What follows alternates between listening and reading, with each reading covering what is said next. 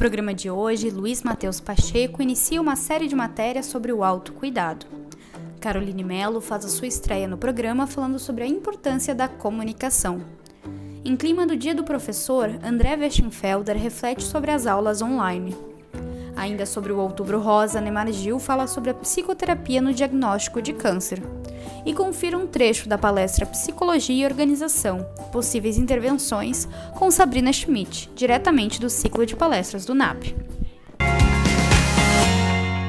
Olá pessoal, tudo bem com vocês? E aí, como é que vocês têm se cuidado? Vocês estão se cuidando? Então, hoje o meu assunto com vocês aqui é justamente esse, cuidado, ou também autocuidado.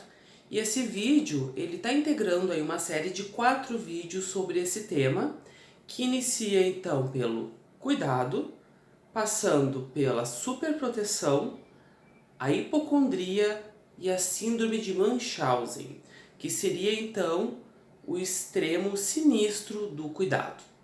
Mas bom, para a gente poder pensar o cuidado, a gente precisa pensar também o ser humano. Porque o ser humano possui uma característica especial em relação a isso. Enquanto seres humanos, a gente nasce numa condição de extrema dependência do outro. Para entender isso, basta você imaginar o seguinte: imagina um bebezinho. Não precisa muito para supor esse bebezinho sozinho e abandonado e entender o que vai acontecer com esse bebezinho. Esse bebezinho, ele não pode se cuidar sozinho. Ele precisa de alguém que o cuide.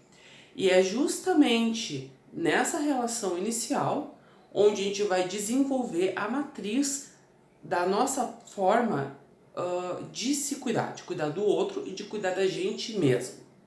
Mas bom, para esse bebê, o cuidado é muito mais do que apenas uma condição de desenvolvimento físico e motor. Quer dizer, esse bebê não pode buscar comida, ele não pode buscar água. Mas para o próprio sistema nervoso central, o cuidado, o carinho, o contato emocional, as trocas afetivas são essenciais para o desenvolvimento. Sem que haja esse contato afetivo, o nosso cérebro ele não se desenvolve efetivamente.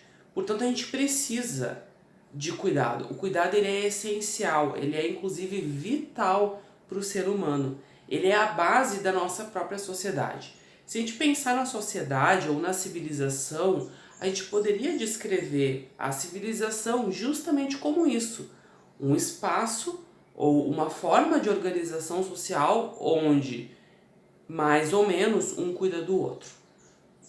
Lados bons e lados ruins disso. Portanto, o cuidado é essencial para a atividade e para a vida humana. O cuidado consigo mesmo também é de extrema importância, tanto do ponto de vista físico quanto do ponto de vista psíquico. Esse último que costuma ser negligenciado na nossa cultura, afinal de contas, sempre que a gente pensa, eu vou me cuidar, eu vou fazer uma dieta, uma academia, ou qualquer coisa do gênero, as pessoas tendem a esquecer que a mente é aquilo que a gente tem de mais íntimo. Portanto, se eu não cuido da minha mente, eu vou estar prejudicado em todas as outras atividades que eu estiver fazendo. Então, pessoal, se cuidar e cuidar do outro é de extrema importância. É isso que nos faz humanos. Nos próximos vídeos, eu vou abordar, então, a superproteção, a hipocondria e a síndrome de Munchausen. Se você tiver curiosidade, você pode seguir a gente ou procurar pela gente nas redes sociais. E se não estiver encontrando os vídeos, pode pedir ajuda, que a gente vai ter prazer em ajudar vocês, tá bom? Até mais! Olá, tudo bem? Eu sou a Carol e hoje eu vim aqui conversar um pouquinho com vocês, refletir, sobre uma temática super importante, que é a comunicação.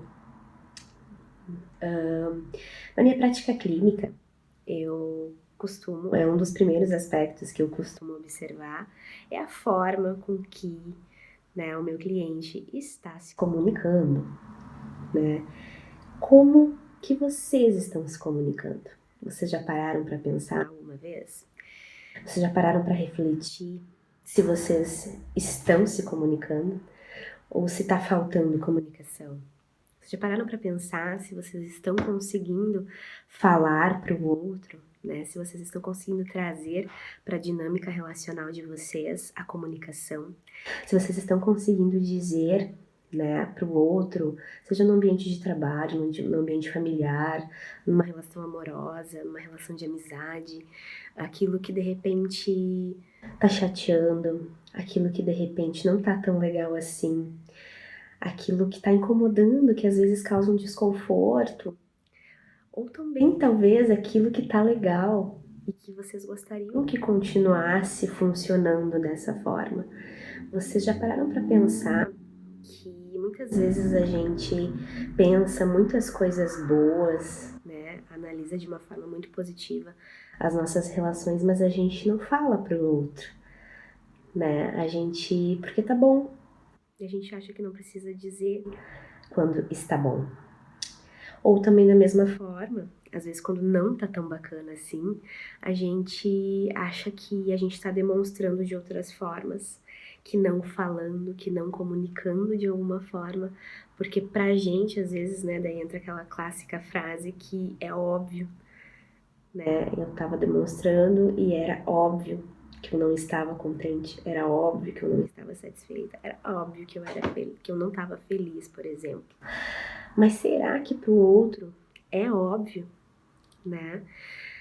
Aí a gente entra numa questão, em outra questão super importante, né? Que é a nossa singularidade enquanto ser humano, enquanto sujeito. Eu sempre digo que somos constituídos de formas muito diferentes, muito singulares, né? E que às vezes a gente tem talvez a expectativa de que o outro vai entender da mesma forma que talvez nós entenderíamos, né?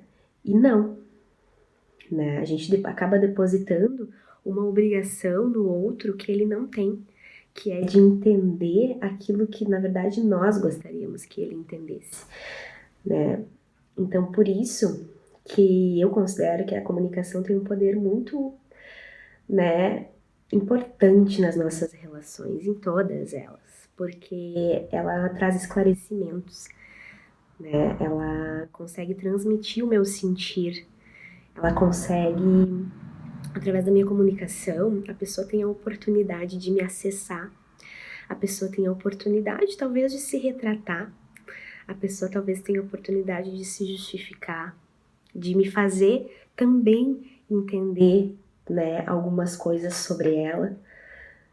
E eu acho isso tão importante, né? Esse fortalecimento através da comunicação das relações, eu acho que é o que vai nutrindo, né? O que vai nutrindo as nossas relações. Depende do outro, né? O entendimento, a receptividade do outro, depende do entendimento dele, depende sim, né? A gente não pode dizer que não. E esse entendimento do outro às vezes pode ser distorcido, Carol, ele pode não receber bem o que eu vou falar, isso pode acontecer, né? Mas o que eu tenho que priorizar talvez nesses momentos, né? É poder valorizar o meu movimento, a minha tentativa de esclarecer, né, para o outro, talvez aquilo que se eu não tivesse comunicado, ele nunca teria a oportunidade de ficar sabendo, né, daquilo que eu estava falando, porque afinal, né, ninguém tem bola de cristal, ninguém tem como adivinhar, talvez, né, aquilo que eu gostaria que essa pessoa soubesse. Eu sempre falo, né, que às vezes a gente fala algumas coisas querendo dizer outra e querendo que o outro entenda aquilo que eu estou pensando, né? E isso é muito complicado, porque a nossa comunicação também precisa ser clara. A nossa comunicação também precisa ser, de certa forma, objetiva, né? Para que o outro consiga, de fato, captar a mensagem que a gente está querendo passar. Sempre também acho que a comunicação, ela tem muito a ver com a nossa capacidade de conexão com a gente mesmo, sabe?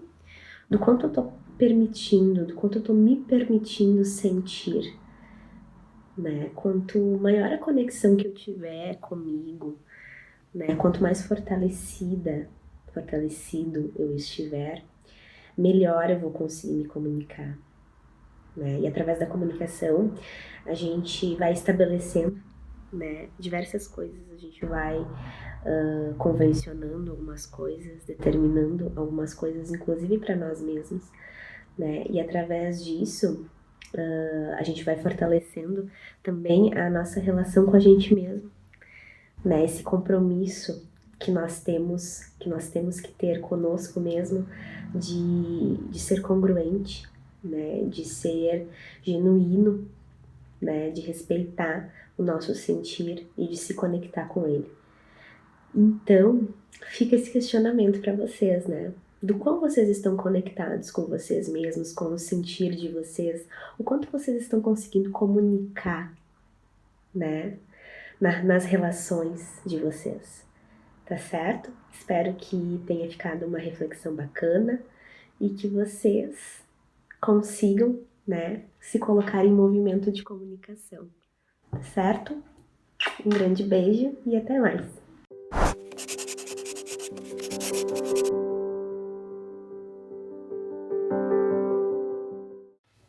Olá, pessoal! E a psicodica de hoje é um livro infantil de atividades, que é esse aqui, da Coquetel, que é do Pequeno Príncipe.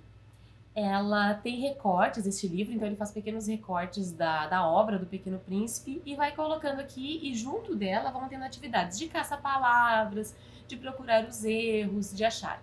Então é uma ótima maneira da gente se aproximar dos filhos, né, fazendo uma atividade interessante, e também aproximar as nossas crianças de uma literatura tão bonita e tão poética como o Pequeno Príncipe.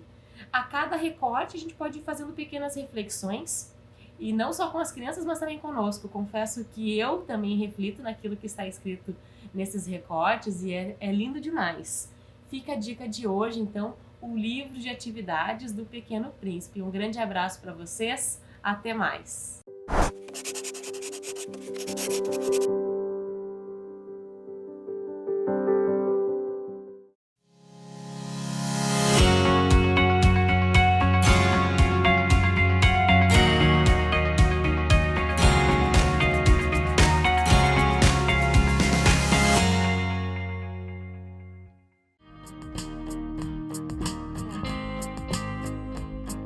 O cuidado com a saúde, tanto física quanto emocional, neste momento é essencial. Por isso, em tempos de prevenção, permita também a renovação. No NAP, trabalhamos com uma grande equipe de profissionais da psicologia, que hoje atendem tanto na modalidade presencial, com medidas de segurança, quanto online. Entre em contato conosco para saber mais sobre os nossos serviços e atendimentos. Estamos esperando por você!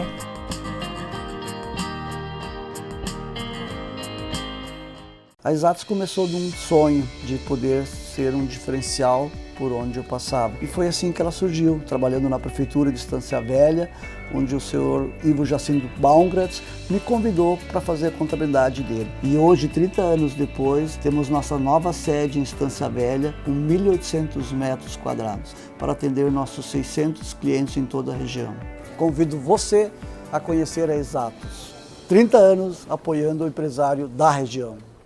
O NAP, Núcleo de Atendimento Psicológico, é um serviço voltado para a psicologia e também para as áreas de quiropraxia, nutrição, terapia ocupacional, psiquiatria, psicopedagogia, palestras e cursos com profissionais capacitados e diferentes estilos de atendimento, pois cada um de nossos pacientes é único e merece ser tratado dessa forma. Aqui você encontra os mais modernos tratamentos que o mercado oferece, uma plataforma inovadora de realidade virtual para fobias, ansiedades e transtornos. O NAP oferece ainda convênio para empresas e o Clínica Escola.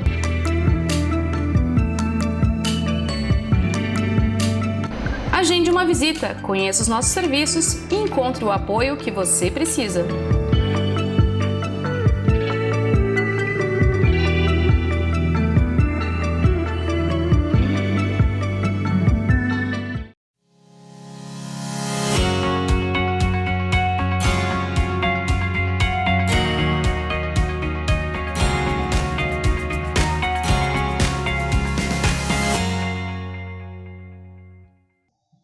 Você sabia que preparar uma aula online é bastante cansativo?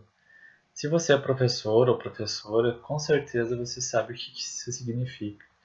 Mas você sabe por que isso acontece? No início do ano, todos nós tínhamos uma rotina. Mas com a chegada dessa pandemia, a gente precisou adaptar tudo o que a gente fazia.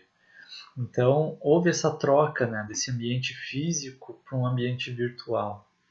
Isso exige muito da nossa flexibilidade cognitiva, de conseguir adaptar os nossos contextos, de conseguir traduzir o que antes era feito fisicamente para agora um ambiente virtual.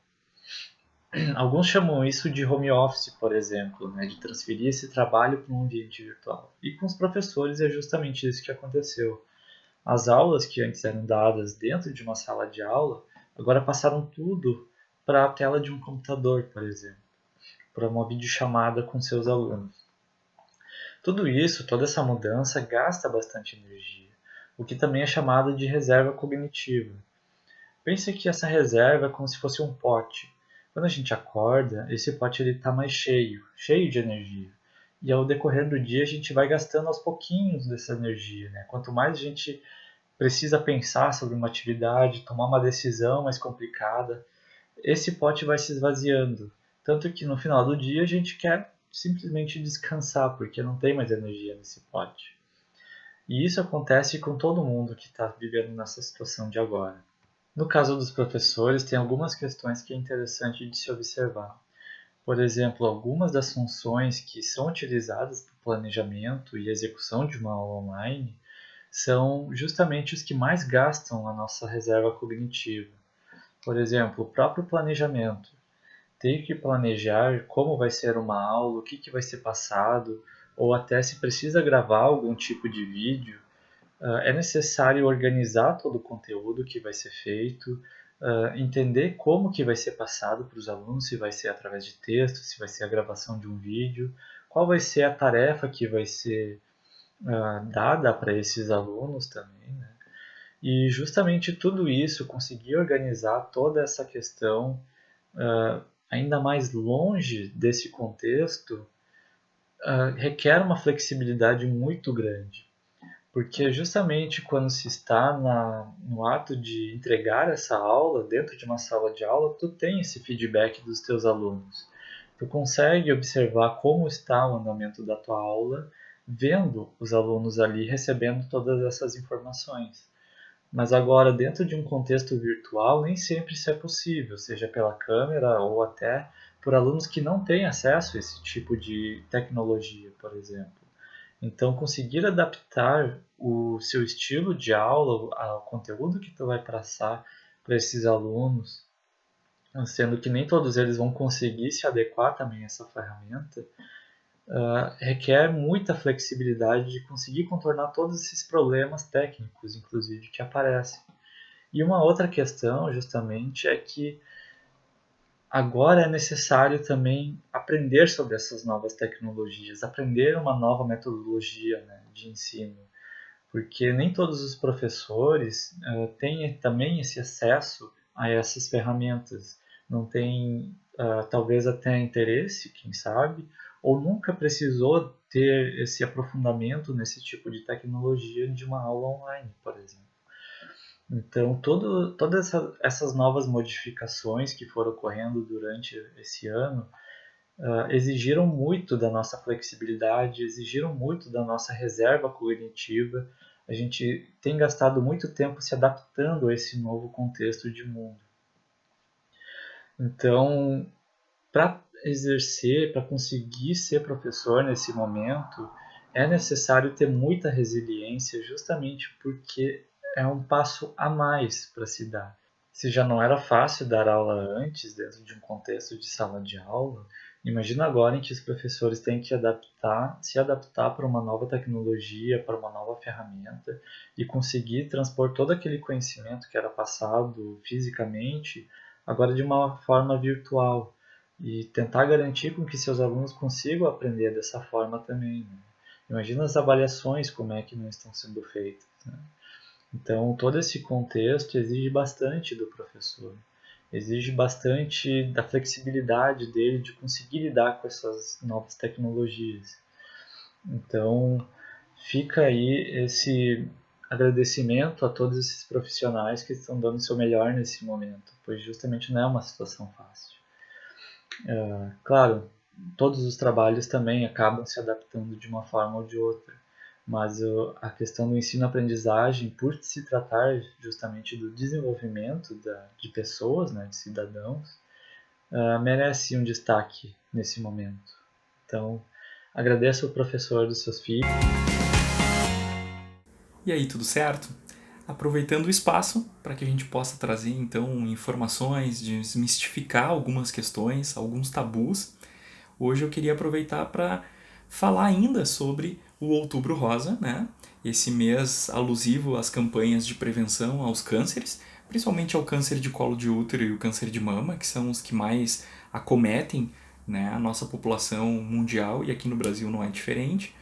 E, logicamente, que não só as mulheres, quando a gente fala em câncer de mama, né? Também nós, homens, precisamos estar mais atentos aí, se tocar em todos os sentidos, né? Realizar exames preventivos, realizar consultas periódicas, né? Principalmente se já houver o histórico familiar, né?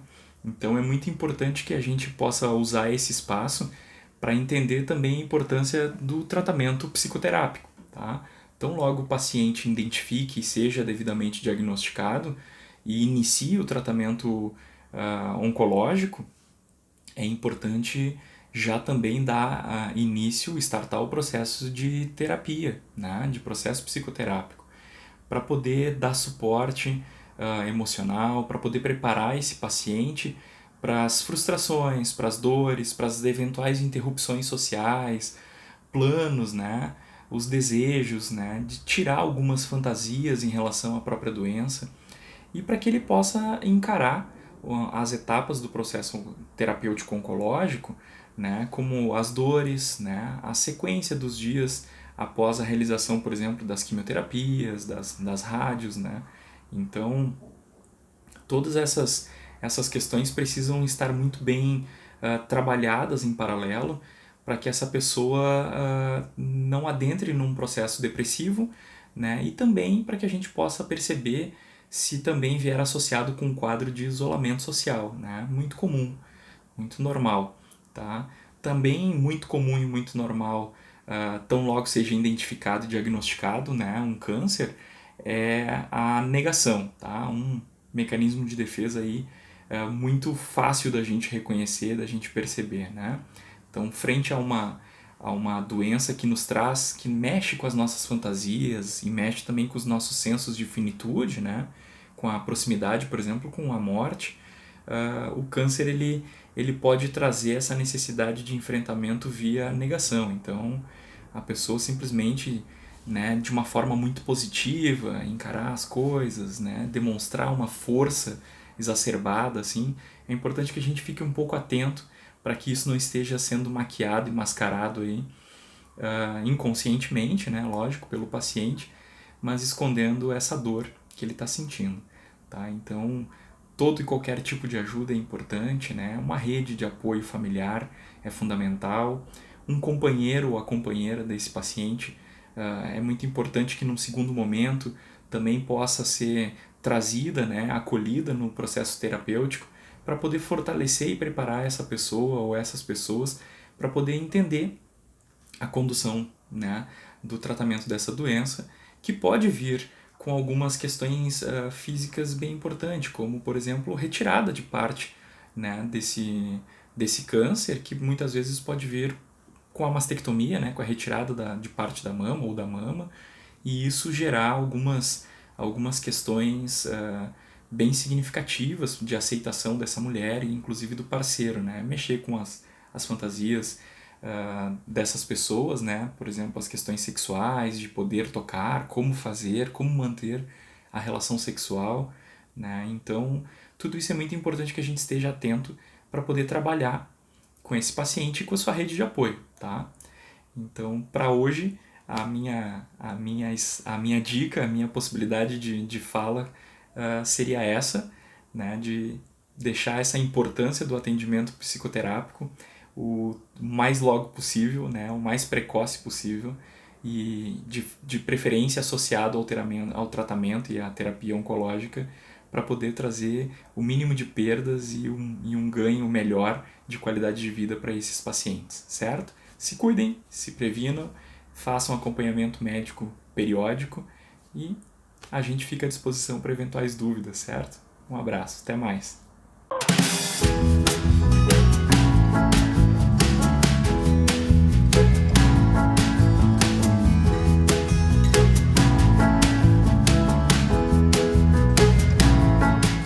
Quando a gente fala de instituições, quando a gente fala de organização, é muito comum, né, a gente se questionar ou ser questionado em relação à psicologia do trabalho e à psicologia organizacional. Qual é a diferença entre elas, se é que existe essa diferença? Existe, mas eu vejo que elas podem muito tranquilamente trabalhar em parceria, porque elas se complementam, né? E confesso para vocês que na minha atuação eu tenho trabalhado com elas de uma forma integrada sempre que possível.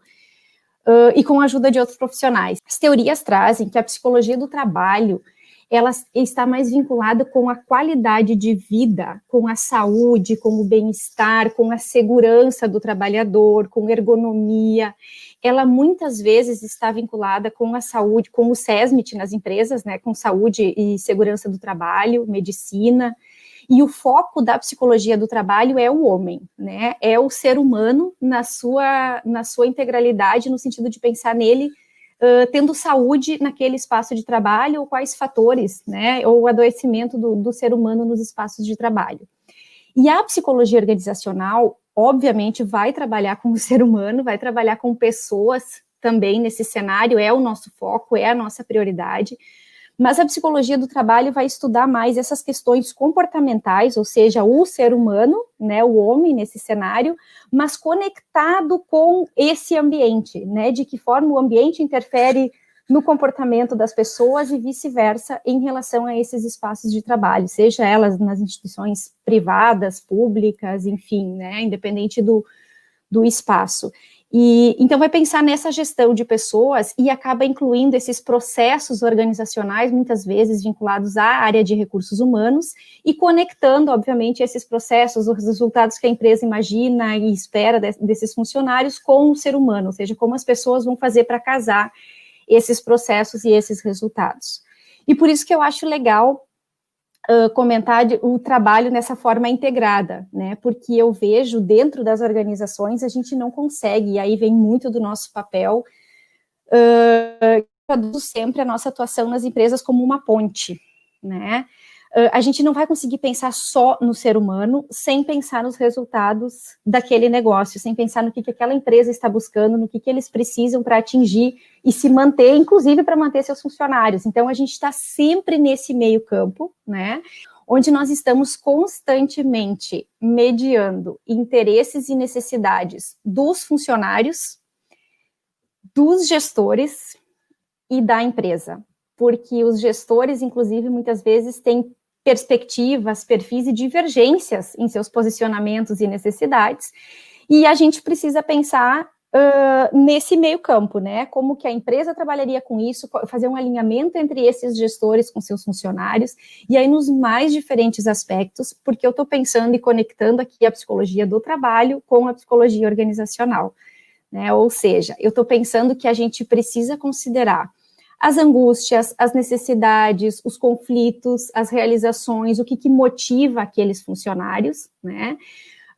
O que motiva e o que é necessário para aqueles gestores e fazer com que eles, trabalhar essencialmente conflitos, trabalhar muito comunicação entre esses diferentes esferas, entre esses diferentes espaços, para atender necessidades de ambos sempre que isso for possível, né? Então, estamos constantemente fazendo essa ponte entre os diferentes espaços, entre as diferentes hierarquias e, inclusive, setores diferentes dentro da organização.